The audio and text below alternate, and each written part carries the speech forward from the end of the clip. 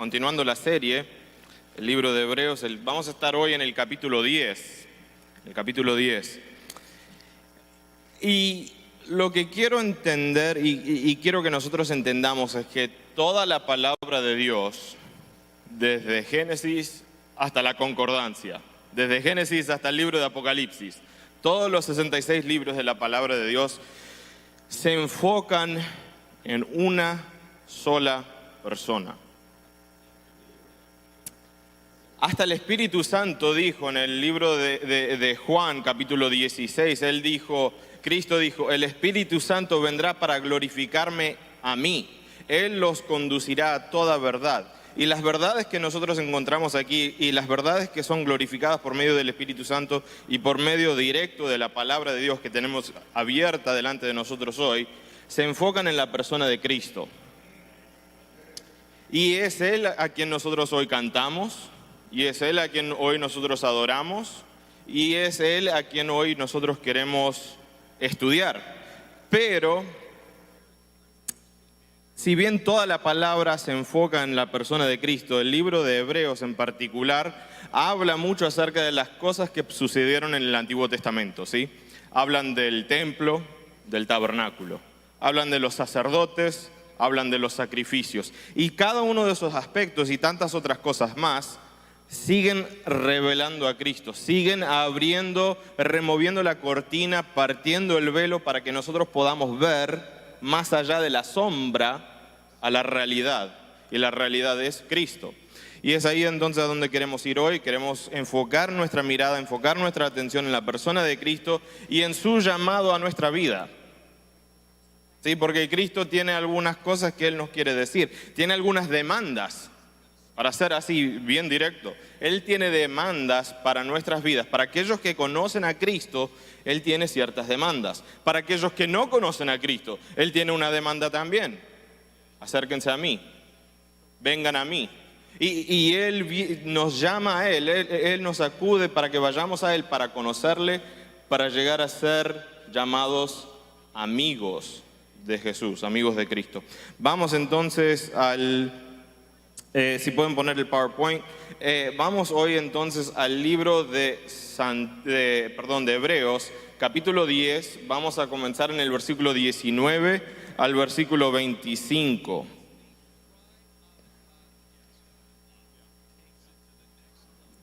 Hebreos 10, 19 al 25. Aquellos que se quieren parar, pueden hacerlo. Y dice así la palabra de Dios. Así que, hermanos, obviamente esto entonces está hablando a nosotros, a aquellos que conocen a Cristo, aquellos que son llamados hermanos, parte de la familia de Dios. Y Él dice, así que, hermanos, teniendo libertad para entrar en el lugar santísimo, vamos a explicar pronto cuál es ese lugar. Teniendo libertad para entrar en el lugar santísimo por la sangre de Jesucristo, por el camino nuevo y vivo que Él nos abrió a través del velo, esto es, de su carne, y teniendo en Él un gran sumo sacerdote sobre la casa de Dios, acerquémonos con corazón sincero, en plena certidumbre de fe, purificados los corazones de mala conciencia y lavados los cuerpos con agua pura. Mantengamos firme, sin fluctuar, la profesión de nuestra esperanza, porque fiel es Él que la prometió.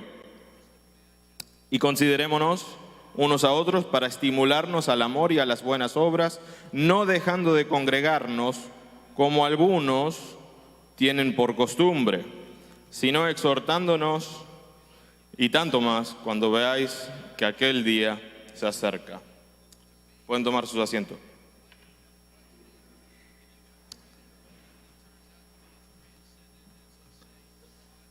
El conocimiento de Dios, la teología, que es conocer a Dios, debe ir encaminado mano en mano junto con la aplicación de aquel conocimiento que nosotros tenemos, ¿sí? O sea, de muy poco me sirve saber cocinar algo si no me aplico a cocinarlo. Mejor aún, de muy poco me sirve que mi esposa conozca cómo cocinar algo y no lo aplique, pero obviamente ella sí lo hace, lo aplica y Y yo ahí puedo reunirme todos los beneficios de su cocinar. Y la teología es así. La teología debe ir mano en mano con la realidad que es conocimiento y el caminar o el andar diario. Yo tenía un profesor en Argentina, se llamaba Ovidio, era un hombre excelente, un hombre de Dios, un tremendo hombre. Y él hablaba acerca de los pastores, y en particular hablaba acerca de un pastor que él conocía, y él decía así: lo que me encanta de este pastor es que él no solo tiene olor de oficina, sino que tiene olor de rebaño. Y los pastores, ¿qué hacen? Cuidan al rebaño, se van, ahí se encuentran con la gente, se juntan con las personas y tienen ese olor a vida, a lo práctico, a lo real. Obviamente queremos que nuestro pastor también tenga olorcito de oficina. Marcelo tremendo trabajo hace porque él va y visita a las familias, él se reúne con parejas, él se reúne con personas, pero también yo lo veo a Marcelo aquí 2 días por semana, aquí yo lo veo siempre los lunes y los jueves, y él siempre está ahí estudiando la palabra y tiene ese olor de la vida real, del rebaño, y tiene ese olorcito también de lo práctico, de estar con el rebaño, pero también de la oficina, de estar en los libros, de estar estudiando. El libro de Hebreos ha ido presentando argumento tras argumento, ¿sí? Que Jesús proviene de la línea de Melquisedec, que los sacrificios apuntaban a Jesús, que el tabernáculo apuntaba a Jesús. Y ahora aquí en el capítulo 10, él dice, ya todos esos argumentos nos llevan a una conclusión, a una realidad. Y esta realidad es así. La mala teología, debemos desechar el adjetivo, debemos dejar lo malo, pero aferrarnos a la teología. Y en cuanto a lo que es la mala aplicación, debemos desechar el adjetivo y aferrarnos a el sustantivo, que es la aplicación. Y aquí tenemos esa combinación del conocimiento y el caminar práctico, el caminar diario, donde Él nos dice, se espera de nosotros ciertas cosas. Y son 3 cosas que quiero ver. Pero las demandas de Dios no vienen de un vacío. ¿Sí? Cuando Dios presentó la ley, ¿a quién se la presentó? A la nación de Israel. Pero primero, ¿qué hizo? Los hizo pasar por el Mar Rojo, un mar abierto. Cuando Dios habló con Adán y le dijo, de este fruto no comerás, primero, ¿qué hizo? Primero caminó con él, habló con él. Y las demandas de Dios no provienen de un vacío. Nosotros no es que no sabemos, no es que tenemos una excusa de decir, es que no sabía, es que no entendía. Él las pone ahí clarita, nos deja bien ilustrado, bien claro de dónde provienen las demandas de Dios. Y veamos entonces el versículo 19, dice así: así que, hermanos, teniendo libertad para entrar en el lugar santísimo por la sangre de Jesucristo, por el camino nuevo y vivo que Él nos abrió a través del velo, esto es, de su carne. ¿Cuál fue el camino viejo? El camino viejo era entrar al lugar santísimo. Había un tabernáculo, luego un templo, era un lugar muy especial para el pueblo de Dios. ¿Sí? Era ahí donde iban y ofrecían sus sacrificios, era ahí donde el sumo sacerdote tenía que vestirse con ropas limpias, lavarse de una forma muy especial. Él tenía que pasar por un proceso, un ritual de purificación, vestir ropas especiales, vestir sangre del animal que había sido sacrificado. Y un día al año, un solo día cada año, él tenía el derecho de entrar con esa ropa, con ese cuerpo limpio, con esa sangre pintada sobre su cuerpo, para entrar un día al año al lugar santísimo, que era la habitación en el fondo del templo, en el fondo del tabernáculo. Esta habitación era muy especial, apuntaba al este, recordándoles del Edén, de donde habían sido exiliados. Apuntaba al este. Y era una habitación muy especial, era un cubo, ¿sí? 15 por 15 por 15, era un cubo perfecto. Y solo hay 2 cubos en la iglesia, dos habitaciones o 2 lugares que son cubos exactos, y es la Nueva Jerusalén y este lugar, el lugar santísimo. Cuando aquel sumo sacerdote entraba en ese lugar, tenía que pasar por un velo. Y este velo era un velo muy pesado, muy espeso, muy grande, muy alto, muy denso. Y él tenía que pasar por esa cortina, por ese velo, para entrar en el lugar donde posaba o moraba la misma gloria de Dios. Y al entrar en este lugar santísimo, él entraba con una soga atada sobre su cuerpo y con campanitas, ¿sí? Y porque cuando él entraba asustado, porque un día al año él podía entrar tras esa cortina y enfrentar la realidad de decir: nosotros como pueblo estamos confesando nuestros pecados. Y si Dios se agradaba de la confesión, del sacrificio hecho, entonces aquel sumo sacerdote daba un brinco y sonaban las campanitas. Y él entonces salía traspasaba de nuevo por el velo, contento, alegre, para anunciar al pueblo: fuimos perdonados. Pero si Dios no se agradaba de la confesión y de aquel sacrificio, no sonaban las campanitas, porque Dios ahí hacía caer muerto a aquel sumo sacerdote, y el pueblo, al no escuchar las campanitas, con esa soga que tenía atada a su cuerpo, lo arrastraban, porque nadie podía entrar. Era el lugar más santo, más sagrado. Les cuento todo eso para que entiendan que este es un lugar sumamente especial, ¿sí? Era el lugar donde posaba la misma santidad de Dios, por lo tanto no podían entrar con pecado. Era el lugar donde posaba la misma gloria de Dios, entonces tenían que entrar con temor y temblor, con reverencia. Pero veamos de nuevo lo que dice el versículo 19. Dice así: hermanos, nosotros, quienes tenemos la libertad para entrar a aquel lugar santo, nosotros que tenemos la libertad sin temor de entrar en la misma presencia de Dios, podemos acceder a ese lugar por medio de ¿qué? ¿Cuál fue el precio? ¿Cuál fue el precio de entrada para que nosotros podamos entrar? El versículo 19 nos dice: por la sangre de Cristo. Esa sangre derramada a favor nuestro nos dio acceso a la misma presencia de Dios. En Juan capítulo 1 dice que Jesús vino para habitar entre nosotros y usa el verbo de que Él hizo un tabernáculo, Él hizo una morada, una habitación entre nosotros. Él, siendo carne, nos llevó, nos condujo directo a la presencia de Dios, y por medio de su sangre nos condujo a nosotros para tener también ese libre acceso. Entonces las demandas que siguen, porque Él tiene ahí algunos imperativos, algunas demandas para nosotros, no provienen de un vacío, sino que Él nos dice: mira, quiero que entiendas algo. Hay un lugar sumamente especial, sumamente sagrado, de suma reverencia, de profunda santidad para nosotros, que es el lugar santísimo, que es la presencia y la gloria de Dios.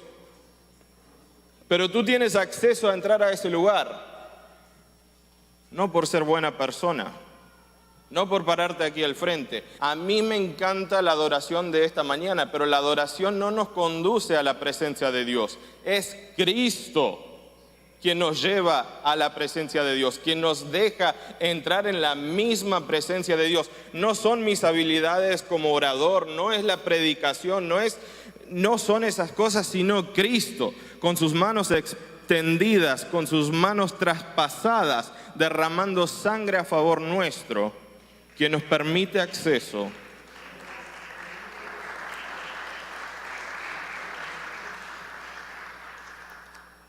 Y Él nos recuerda entonces que por medio de aquel gran sacerdote, que es Cristo, nosotros tenemos acceso a la casa, a la misma morada, la habitación de Dios. Y conociendo eso, entonces Él nos da 3 imperativos y quiero verlos esta mañana con ustedes. Estas son las demandas de Dios y es aquí donde queremos llegar entonces a un punto de ya conocemos, ya tenemos un conocimiento, un trasfondo de por qué tenemos acceso, de qué debemos hacer ahora con esa realidad, con ese acceso. Y quiero ver esas tres demandas con ustedes hoy. Primero, versículo 22. Debemos acercarnos. Acércate.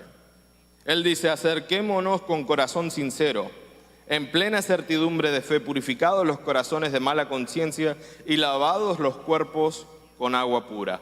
¿Cómo nos acercamos? En fe.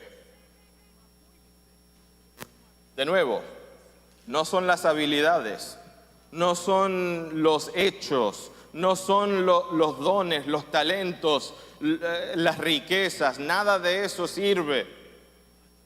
Nada de eso nos abre una puerta al cielo. Es Cristo, y cuando nosotros nos apropiamos de su sacrificio en fe, cuando nosotros entendemos lo que Él hizo por nosotros por fe, cuando nosotros nos aferramos de esto por fe, podemos acercarnos a Él.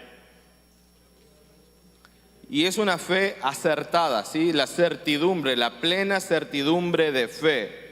Y también es una fe que viene purificada. Dice, purificados los corazones de mala conciencia.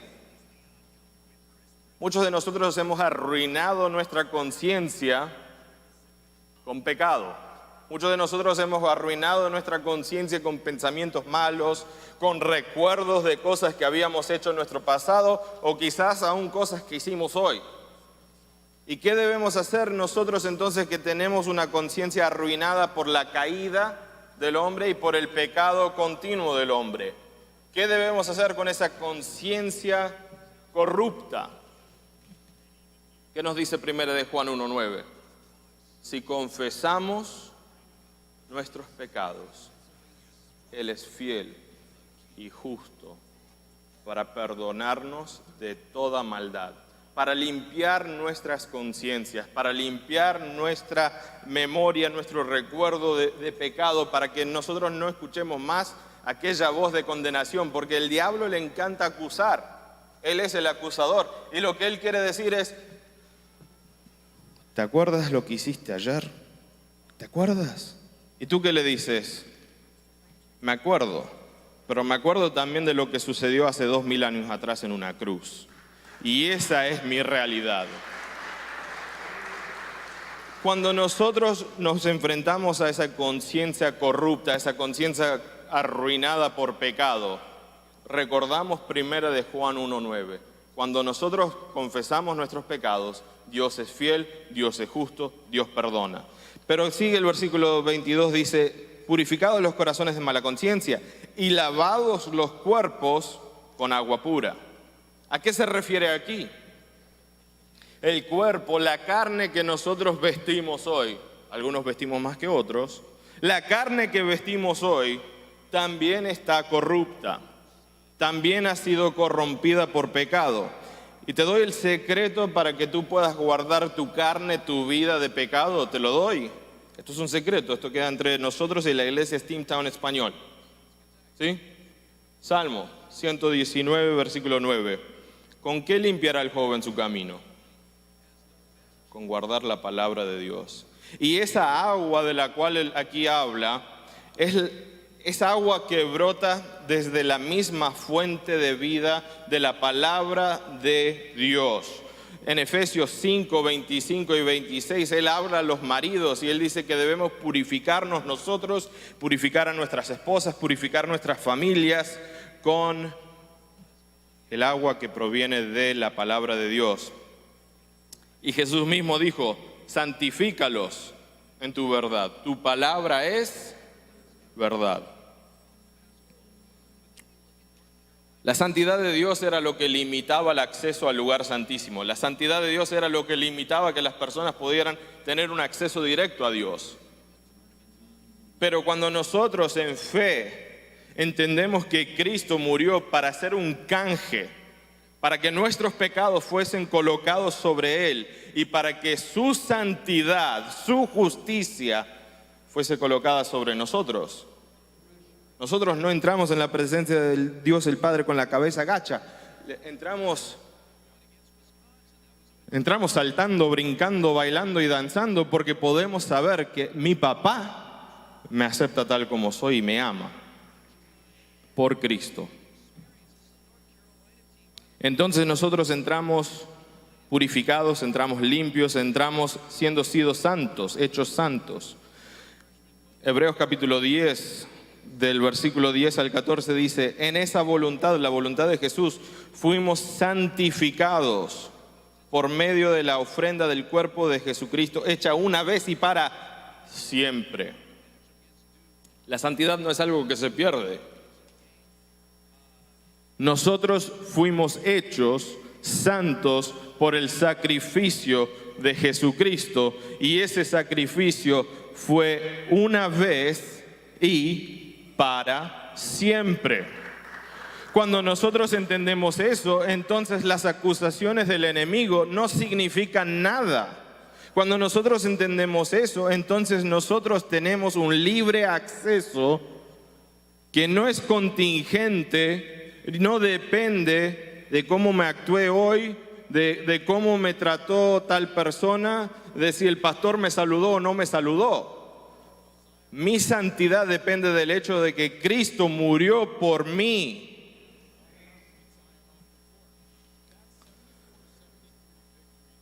Acércate en fe a aquel que dio su vida por ti.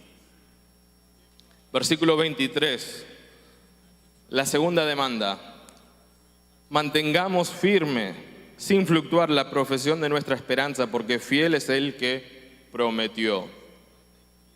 Aférrate.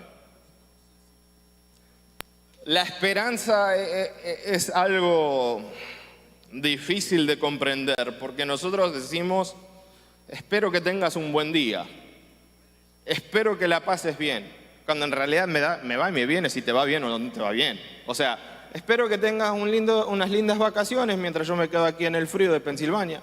O sea, hablamos de la esperanza como si fuese algo efímero, como si fuese algo sin fundamento. Pero la esperanza bíblica es una esperanza que viene con una profunda certeza, que viene con un profundo realizamiento de: Dios es mi esperanza, yo tengo mi esperanza en Él. Y esa esperanza entonces no es fluctuante, no varía, no cambia, no titubea. El libro de Hebreos habla de tener una esperanza que es como un ancla. Y esa ancla penetra el velo, aquel velo que separaba al pueblo de la presencia y la gloria de Dios. La esperanza que nosotros tenemos ha traspasado el velo, porque nuestra esperanza está de nuevo colocada en aquella persona que es Cristo. ¿Cómo nos aferramos entonces a aquella esperanza? Él dice: mantengamos firmes, aferrémonos sin fluctuar a la profesión de nuestra esperanza. ¿Por qué? Porque fiel es el que la prometió. Entonces, el fundamento de nuestra esperanza es contingente tan solo en la persona o el carácter de Dios y las promesas de Dios. Y si el carácter de mi Dios es un Dios que no miente, entonces las promesas que Él me hace, ¿qué pasa? ¿Se cumplen o no se cumplen? Se cumplen. Dios entonces, en su carácter de ser fiel, Él nos dice: aunque seas infiel, aunque tú seas infiel, yo permanezco fiel. Y las promesas de Dios son esa profunda ancla que ha traspasado el velo, donde nos dice: tú eres hecho un hijo de Dios. Tienes una bienvenida acepta al cielo, un acceso directo a mi presencia. Tienes toda la omnipotencia abierta por medio de la oración para mover montañas.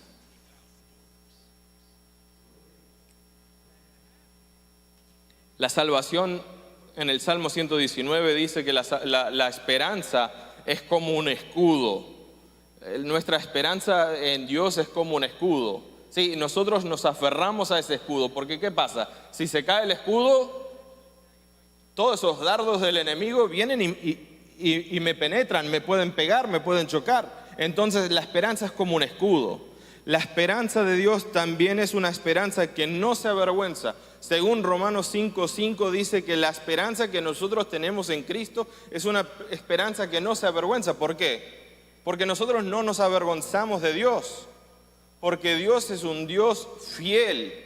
Es un Dios que cumple sus promesas. Es un Dios que si Él lo dice, Él lo cumple.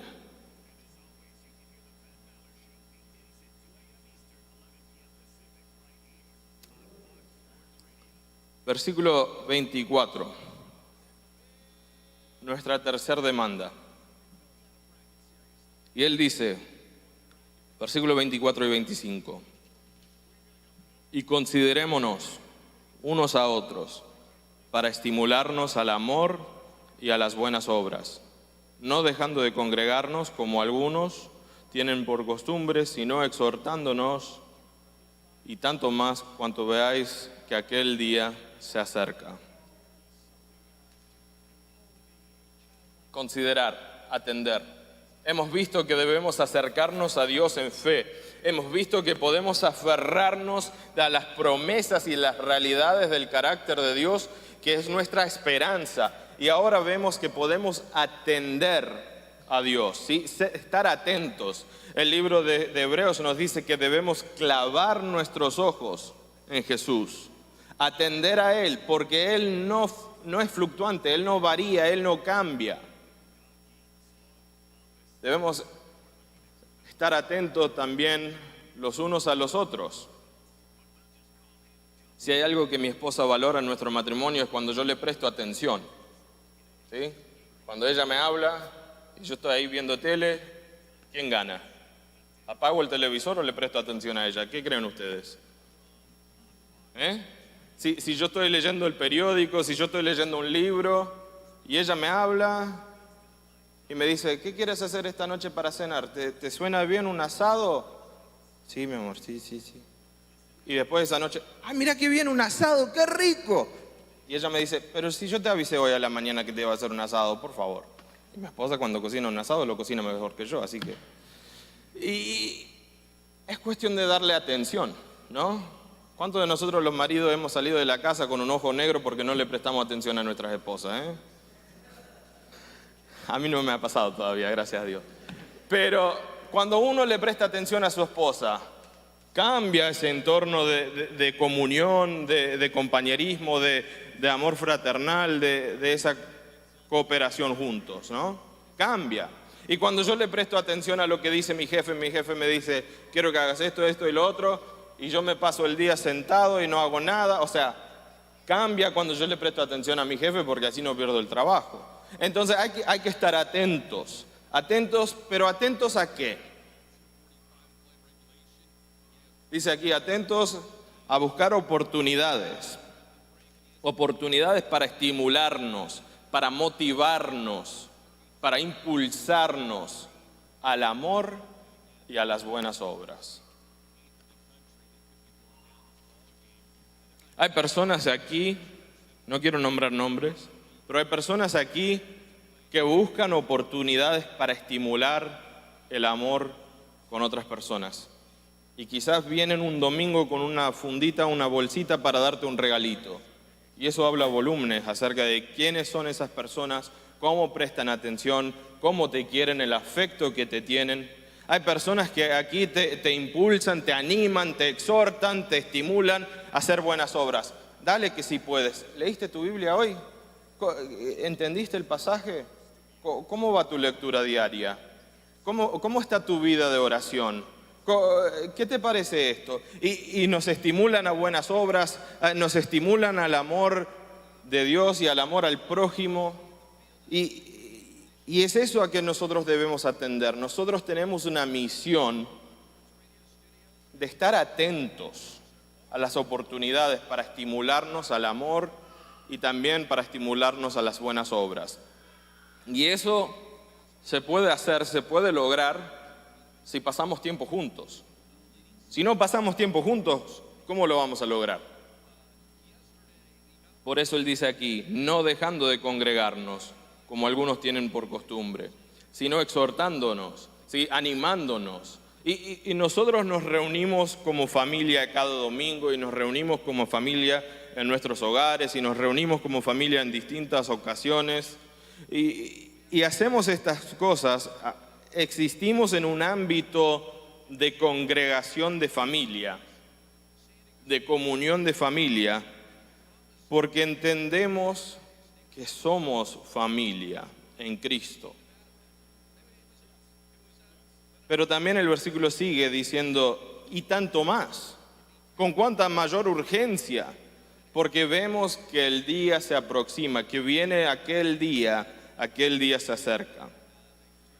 Existe un ámbito de familia, existe también una urgencia que nos impulsa a buscar acercarnos a Dios en fe, que busca que nosotros nos aferremos a Él en la esperanza que Él nos otorga, que busca también de nosotros que nosotros podamos atender a otros en amor. ¿Y por qué esa urgencia? Porque viene un día cuando aquellas nubes se van a partir y Cristo viene.